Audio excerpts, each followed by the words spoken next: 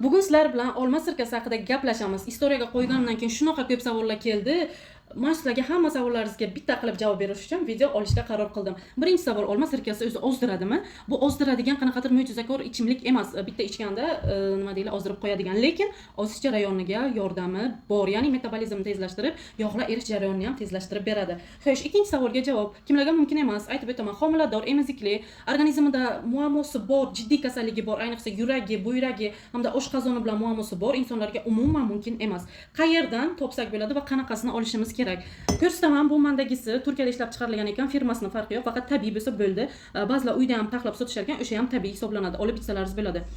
Tabiiyni qanaqa bo'ladi? Tagida bunaqa chekindisi bo'ladi, rangi ham to'qroq, quyuqroq bo'ladi. Mana shunisi tabiiy hisoblanadi va ayniqsa o'zida yozgan bo'ladi. Filtrsiz, ya'ni filtr qilinmaganidan olishlaringiz kerak. Qayerdan topsak bo'ladi? Buni ham aytib o'taman. Korzinka, shunga o'xshagan katta magazinlardan topsalaringiz bo'ladi. Agar u yerda ham bo'lmasa, uzun marketda albatta topasizlar. Qanaqa ichish kerak? Bir osh qoshiq olma sirkasini bir bakal iliq suvga qo'shamiz yaxshilab, ertalab och qoringa nonushtadan oldin iste'mol qilamiz. Eslatib o'taman, eslatma. Buni ichgandan keyin och qoringa 15 20 minutdan keyin o'sha ovqatlanishlaringiz shart. Bo'lmasa ozaman deb oshqozonlaringizga zarar qilib qo'yishlaringiz mumkin. Video sizlarga yoqqan va foydali bo'lgan bo'lsa, like va komment bosib yozib qo'yasizlar va bu videoni ozolmay yurgan tanishlaringizga yuborib qo'yinglar.